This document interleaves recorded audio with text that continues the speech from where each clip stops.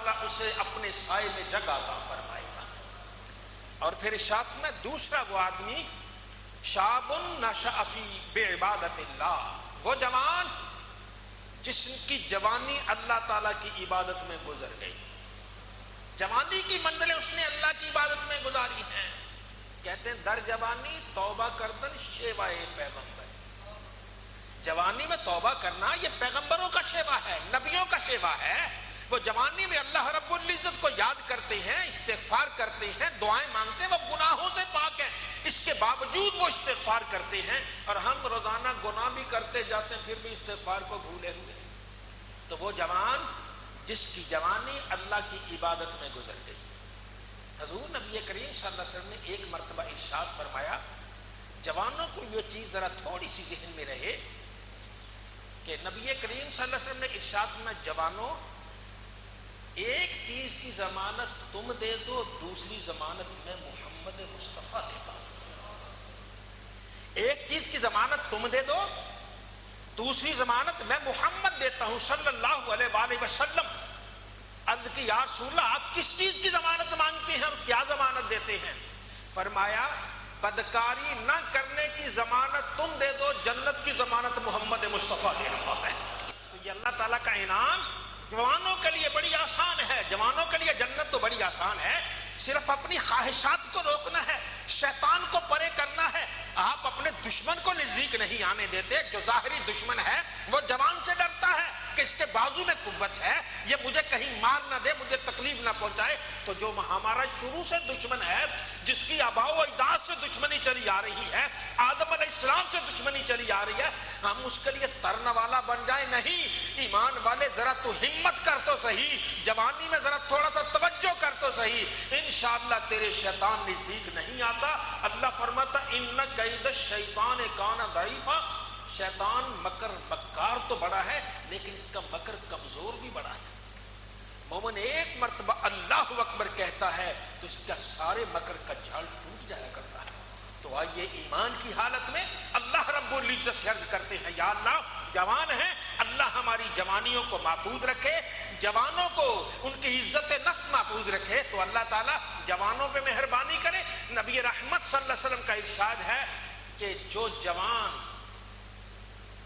بدکاری نہ کرنے کی ضمانت دے دے، میں محمد اسے جنت کی ضمانت دیتا ہوں صلی اللہ علیہ وآلہ وسلم۔ تو جس جوان کی جوانی اللہ کی عبادت میں گزر گئی، اسے عرش الہی کا سایہ بلا بلا کے کہہ رہا جوان ادھر آ جاؤ، اور جوانی میں اپنے رب کو یاد کرنے والے ادھر آ جاؤ، ادھر آ جاؤ، میرے پاس آ جاؤ، میرا یہ ٹھنڈا سایہ تیرے لیے ہے۔ تو یہ وہ جوان ہیں جو اپنی زندگی اسی میں گزار دیتے ہیں۔ ہمارے اسلاف میں کتنے ایسے لوگ ہیں کہ جنہوں نے جوانی اسی میں گزار دی، بلکہ اگر کہیں کوئی غلطی ہوتی رہی، جب احساس ہوا اللہ کی بارگاہ میں سچے دل سے توبہ کی تو رب تعالیٰ نے اس کی توبہ کو بھی قبول فرما لیا۔ جوان جس کی جوانی بیکار کاموں میں گزر گئی، آخر اسے احساس ہوا، خیال ہوا کہ اب مجھے توبہ کر لینی چاہیے، اللہ کی بارگاہ میں چلے جانا چاہیے، تو اللہ تعالیٰ نے پھر بھی اس کی توبہ کو قبول کر لیا۔ رب کی رحمت کا دروازہ تو ہر وقت کھلا ہے، وہ بند نہیں ہے۔ کسی اور کا دروازہ بند ہو جائے تو بند ہو جائے، وہ نیلی چھت والے نے دروازہ تو سدا کھلا رکھا ہوا ہے۔ آ جاؤ، اور ذرا سے بھی ہاتھ اٹھاؤ گے تمہارے یہ ہاتھ بعد میں اٹھیں گے، نیلی چھت والا لطف و کرم پہلے فرما دے گا۔ وہ تو رحمت فرمانے والا، وہ کرم فرمانے والا ہے۔ تو آئیے اللہ رب العزت کی بارگاہ میں التجا کرتے ہیں، اپنے گناہوں کی معافیاں مانگتے ہیں، اپنی غلطیوں کی معافیاں مانگتے ہیں۔ جب غلطیوں کی معافیاں مانگتے ہیں رب تعالیٰ مہربانی فرماتا ہے۔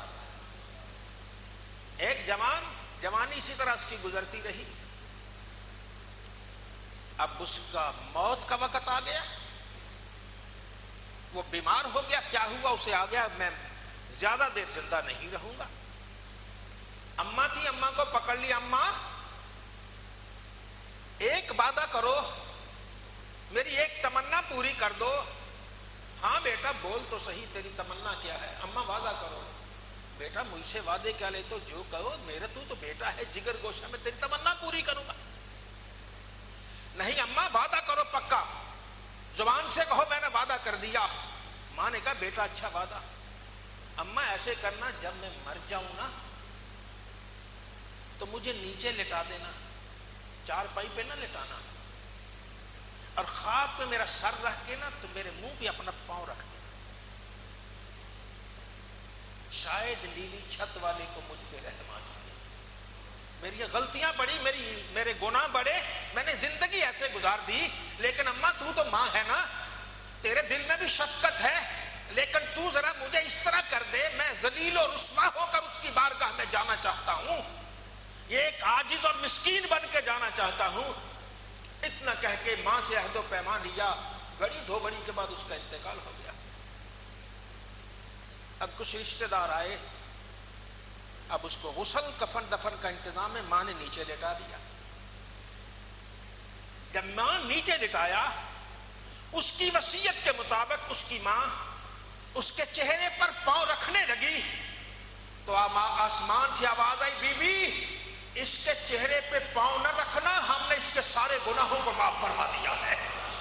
تو جو اللہ کی بارگاہ میں حاضر ہوتا ہے، عجز و انکساری کرتا ہے، جوان ہے، پچھلی زندگی جیسے بھی گزر گئی، آئندہ سے وعدہ کر لے، یا اللہ میں نیکی کروں گا، تیرے رستے پہ چلوں گا، تجھے یاد کروں گا، میری زبان میں تیرا ہی نام آئے گا۔ جب اس شان سے وہ اللہ تعالیٰ کی بارگاہ میں جھکتا ہے تو رب پھر اس کی زندگی کے سارے گناہ معاف کر دیا کرتا ہے۔ تو ہے وَشَابٌ نَشَأَ بِعِبَادَةِ اللَّهِ، وہ جوان جس کی جوانی اللہ کی عبادت میں گزر گئی، قیامت کا دن ہوگا، بھرا مجمع ہوگا، اللہ رب العزت کی رحمت والی آواز آئے گی، یہ میرا بندہ جس نے زندگی جوانی مجھے یاد کرتے گزار دی، جس نے اپنے بال سیاہ تھے سارے کے سارے سیاہ بال سفید کر دیے، کس میں میری عبادت میں کر دیے، مجھے یاد کرتے کرتے کر دیے، آجا جوان میں نے تیرے لیے اپنے عرش کا سایہ تیار کیا ہوا۔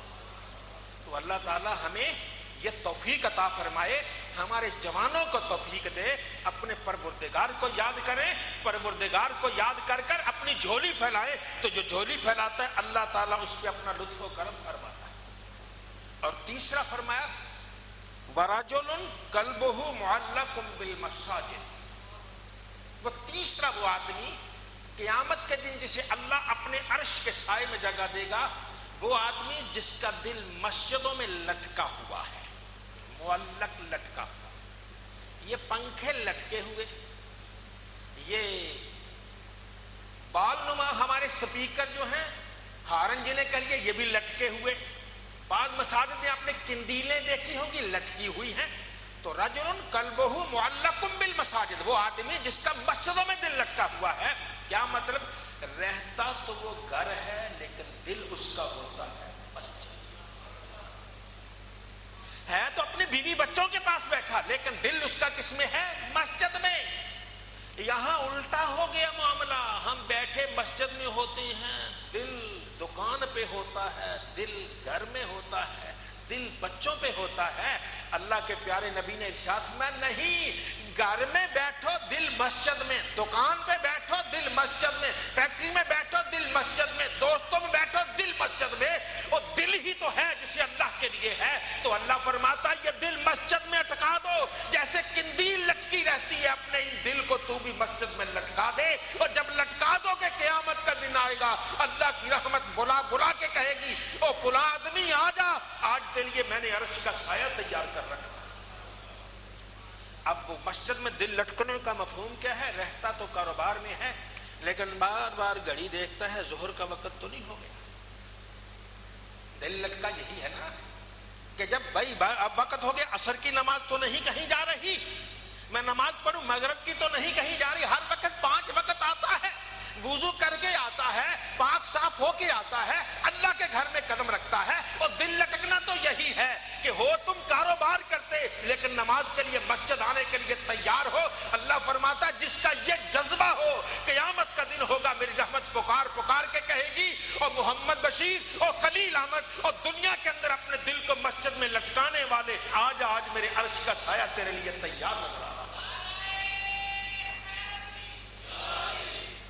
اب اللہ رب العزت کے پیارے نبی صلی اللہ علیہ وسلم نے ارشاد فرمایا کہ دل مسجد میں لٹکا ہوا، آئیے اپنے دل کو مسجد میں لٹکا دیں، مساجد کے ساتھ محبت کریں۔ آپ کسی سے محبت کرتے ہیں نا تو اس کے بچوں سے محبت، اس کی اولاد سے محبت، اس کے بھائیوں سے محبت، اس کے کاروبار سے محبت، اس کی دکان سے، اس کے مکان سے، اس کی رہائش سے محبت ہے۔ اللہ رب العزت بتا تشبیہ، اللہ کی کوئی اولاد نہیں، لم یلد ولم یولد، وہ تو یکتا ہے، نہ اس کی اولاد ہے، نہ وہ خود کسی کی اولاد ہے، لیکن مخلوق خدا تو اس کی ہے نا۔ مخلوق سے محبت کریں، اس کے گھر سے محبت کریں۔ جب اس کے گھر سے محبت کریں گے، قیامت کا دن ہوگا، اس کی رحمت آوازیں دے دے گی، آجا آجا۔ اور نماز پڑھنے والے، وہ اذان کو بار بار دیکھنے والے، وہ اپنی گھڑی کو بار بار دیکھ کر میرے گھر میں آنے والے، آجا، تیرے قدم دنیا میں میرے فرشتے گنتے رہے ہیں، آج میرے عرش کا سایہ تیرے لیے انتظار کر رہا ہے۔ وہ ٹھنڈا، وہ میٹھا، وہ اے سی لگے ہوئے، وہ قالین بچھے ہوئے، وہ ممبر بچھے ہوئے، نور کے ممبر، کیسے کیسے ممبر ہوں گے، آج ہم لفظ کہہ سکتے ہیں، ان کا حسن بیان نہیں کر سکتے۔ ان ممبروں پر اسے بٹھا دیا جائے گا۔ اور پھر ارشاد فرمایا وَرَجُلَانِ تَحَابَّا فِي اللَّهِ اجْتَمَعَ عَلَيْهِ وَتَفَرَّقَا عَلَيْهِ، وہ دو آدمی جنہوں نے ایک دوسرے سے محبت کی تو صرف اللہ کے لیے محبت کی، ایک دوسرے سے محبت کی تو صرف کس کے لیے؟ اللہ کی، کوئی ذاتی غرض نہیں، کوئی پیسے کا مطلب نہیں، کوئی کسی سے مفاد نہیں ہے، بلکہ صرف اللہ کے لیے محبت کی ہے۔ آئیے کسی سے اللہ کے لیے محبت کرنا سیکھ تو لیں، اور کسی سے محبت کریں، کسی کے سفید بال دیکھ کر اس سے محبت کر لیں کہ یہ کہیں کہ اس کی نیکیاں زیادہ ہیں۔ ہمارے بزرگ فرماتے ہیں جب کسی بزرگ کو دیکھو اسے اچھا سمجھو اور یہ خیال کرو اس کی عمر مجھ سے زیادہ ہے، اس کی نیکیاں مجھ سے زیادہ ہیں۔ اندر کا حال تو اللہ ہی جانتا ہے نا، لیکن میری بھی نیکیاں، اس کی نیکیاں روزانہ برابر بھی ہوں تو پھر بھی اس کی عمر زیادہ ہے، اس کی نیکیاں زیادہ ہیں۔ جو بزرگ ہے اس کے بارے میں دیکھتے ہی کہو اس کی نیکیاں زیادہ، اسے اپنے آپ سے اچھا سمجھو۔ اور اگر تم بزرگ ہو اور جسے دیکھا وہ جوان ہے تو کہو اس کی عمر مجھ سے تھوڑی ہے، اس کے گناہ تھوڑے ہیں، اس کے گناہ تھوڑے ہیں۔ میری 50 سال عمر ہے، اس کی 30 سال عمر ہے، میرے گناہ برابر ہم دونوں کے بھی ہوں تو میرے گناہ زیادہ، اس کے گناہ تھوڑے۔ اور اگر کسی بزرگ کو دیکھو تو کہو اس کی نیکیاں زیادہ۔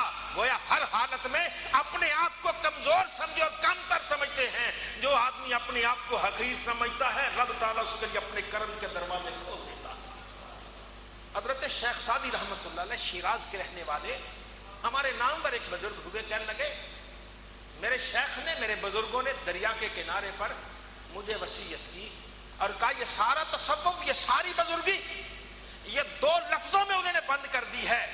فرمایا بیٹا اپنے آپ کو کسی سے اچھا نہ سمجھنا اور کسی کو اپنے آپ سے حقیر نہ سمجھنا۔